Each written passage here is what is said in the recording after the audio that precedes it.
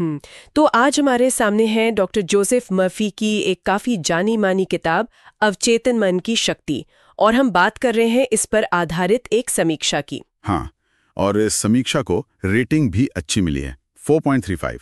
तो मतलब कुछ तो बात होगी इसमें। बिल्कुल।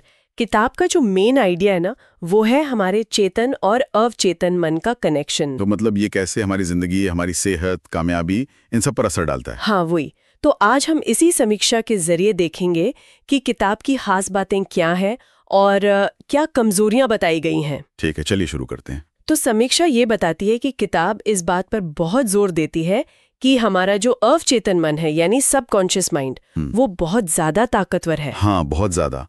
और खास बात ये कि हम इसे बाय इन्फ्लुएंस कर सकते हैं, मतलब उस पर असर डाल सकते हैं। कैसे? अपने विचारों से, अपने विश्वास से। और वो विजुअलाइजेशन वाली बात भी है ना, मन में कल्पना करना। हाँ, बिल्कुल। मर्फी इसमें स्पिरिचुअल सोच और साइकोलॉजी दोनों को मिलाते हैं। और ये असर डालना, इसका मतलब है एफर्मेशंस का इस्तेमाल करना, मतलब अच्छी बातें दोहराना, पॉजिटिव बातें खुद से कहना। हाँ, और विश्वास रखना। फंडा सिंपल है, अपनी सोच बदलो तो जिंदगी बदल सकती है। ये सुनने में बहुत सशक्त लगता है, और समीक्षा कहती है कि शायद इसीलिए ये किताब आज भी इतनी पसंद की जाती है। सही कहा, खासकर उन लोगों के लिए जो कहीं फंसा हुआ सा महसूस करते हैं ना, उनके लिए। और इसकी भाषा भी सरल है, प्रेरणा देती है, ये इसकी बड़ी ताकत है। हाँ, और समीक्षा में ये भी बताया गया है कि मर्फी असल जिंदगी के उदाहरण देते हैं। अच्छा, जैसे कि कैसे लोगों ने सिर्फ अपनी सोच बदलकर बीमारियां ठीक कर लीं या बड़ी रुकावटें पार की, सफलता पाई।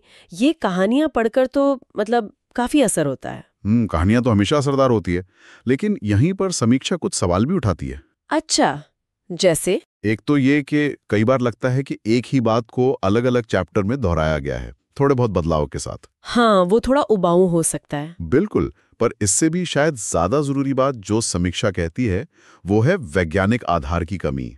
वैज्ञानिक आधार की कमी मतलब सबूत नहीं है। मतलब ये कि किताब अपने दावों के लिए किस्से कहानियों पे ज्यादा निर्भर करती है, जिसे वो कहते हैं ना एनेक्डोटिकल एविडेंस। ओ, व्यक्तिगत अनुभव। हाँ, ठोस वैज्ञानिक रिसर्च थोड़ी कम है।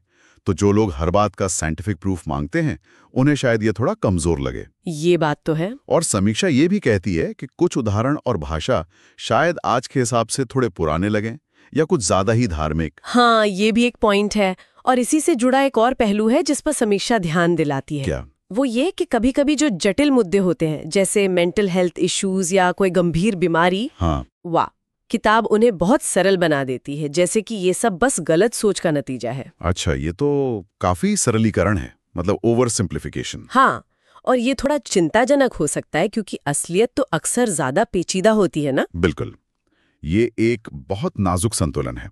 देखिए, पॉजिटिव सोच जरूरी है, इसमें कोई शक नहीं, लेकिन ये मान लेना कि सिर्फ सोच बदलने से ही सब ठीक हो जाएगा, खासकर गंभीर मामलों में, वो शायद पूरी सच्चाई ना हो। तो कुल मिलाकर इस समीक्षा से हम क्या समझें? इसका निचोड़ क्या है? निचोड़ यही लगता है कि अवचेतन मन की शक्ति एक बहुत ही मोटिवेट करने वाली किताब है, इसमें कोई दो राय नहीं। हाँ, ये लोगों को अपने मन की जो छिपी हुई ताकत है, उसे इस्तेमाल करने के लिए प्रोत्साहित करती है। बिल्कुल, और जैसा कि समीक्षा कहती है, भले ही इसमें वैज्ञानिक गहराई या सबूतों की शायद उतनी बात ना हो, हाँ, फिर भी जो लोग पॉजिटिव सोच, आत्मविश्वास या खुद को बेहतर बनाने में रुचि रखते हैं, उनके लिए ये एक फायदेमंद गाइड हो सकती है। इसकी असली ताकत शायद इसके उस संदेश में है जो कभी पुराना नहीं होता, कि आप जिस चीज पर गहराई से यकीन करते हैं उसे पा सकते हैं। सही रहा, और यहीं पर एक बड़ा सवाल खड़ा होता है, जो इस समीक्षा से ही उभरता है। क्या सवाल? कि एक तरफ तो प्रेरणा है, विश्वास की ताकत है, व्यक्तिगत कहानियां हैं जो इस किताब की जान है, और दूसरी तरफ वैज्ञानिक प्रमाण और तर्क की जरूरत है। तो कोई व्यक्ति इन दोनों के बीच संतुलन कैसे बनाए? ये तो सोचने वाली बात है। प्रेरणा और सबूत के बीच का संतुलन। हाँ, बिल्कुल। ये सवाल शायद अपने आप में ही एक खोज का विषय है, इस पर विचार किया जा सकता है।